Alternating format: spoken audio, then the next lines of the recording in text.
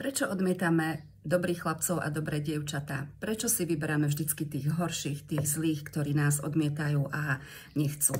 Poďme si vysvetliť, aký je ten dobrý chlapec alebo to dobré dievča. Budem to vravieť v jednom rode, aby sme sa nemuseli zamotávať do chlapcov a dievčat.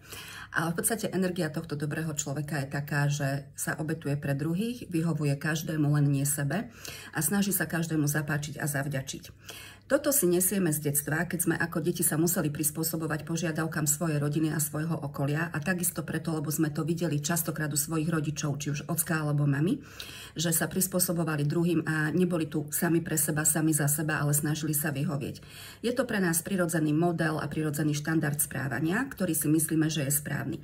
Máme na to aj celkom dobrý dôvod, pretože keď sme boli deti, tak keď sme sa prispôsobovali a vyhovovali tým ostatným, tak nás každý chválil a dával nám tú lásku, dával nám pozornosť, respektíve to, čo sme potrebovali od toho svojho okolia. Ale v dospelosti to takto nefunguje.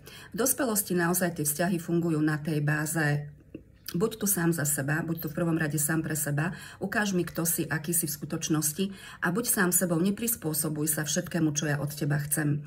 Pretože ak sa bavíme o mužoch, tak žena, ktorá si pritiahne dobrého chlapca, ten dobrý muž, dobrý chlapec ju začne naozaj na slovo počúvať, snaží sa aj vyhovieť a tak ďalej, stráca u tej ženy takýto muž rešpekt. Pretože tá žena potrebuje vedľa seba silného, pevného muža, o ktorého sa vie oprieť, ktorý má svoj názor, ktorý sa neprispôsobuje len tomu, čo chcú od neho druhý, ale vie si zastať seba a tým pádom vie zastať aj ju. Keď sa bavíme o dobrom chlapcovi alebo tom dobrom dievčati, tak toto sú naozaj tie energie, ktoré slúbia vám niečo a zároveň v tom istom čase slúbia niečo aj niekomu inému, pretože nechcú odmietnúť, nechcú povedať nie. A tak láskavo a príjemne a priateľsky, ako sa správajú k ostatným, sa správajú aj k vám, len nevedia povedať nie. Keď nevie povedať nie vám, tak nevie povedať nie ani tomu druhému. A toto je presne to, z čoho my potom ako keby potrebujeme ujsť, lebo my chceme vedľa seba človeka, ktorý si vie zastať svoj názor, vie povedať nie, má jasno v tom, čo chce, čo nechce. Áno, vie sa prispôsobiť, keď je to potrebné a vie zmeniť názor aj plány. To je veľmi dôležité. Samozrejme, nebudem celoživotne trvať na niečom, keď vidím, že veci sú aj inak. Ale ide o to, mať svoj vlastný názor a vedieť sa on oprieť a nebáť sa to nie povedať. Takisto ženy, ktoré sa veľmi obetujú pre svojho partnera, nie sú v živote veľmi šťastné a práve tie sú veľmi opúšťané, lebo oni nerobia veci, ktoré robia šťastné ich, ale robia veci, ktoré uspokojujú druhých. A to je presne to, od čoho tí muži potom utekajú, pretože každý chce vedľa seba partnera, ktorý vie, čo chce, tak ako som povedala pred chvíľočkou. Čiže naozaj, ak chceme mať úspešnejší vzťah, alebo proste, aby nám ten vzťah vydržal, cesta nie je, že sa budem prispôsobovať a vyhoviem vždycky každej požiadavke svojho partnera a zabudnem na svoje potreby a na svoje pocity a na to, čo robí šťastnou alebo šťastným mňa. Cesta je vedieť, čo chcem ja, nebáť sa povedať nie a hľadať nejakú dohodu, aby sme boli spokojní všetci. Ale nie je to len o tom prispôsobovať sa. Práve to je to, čo tých druhých potom odrádza.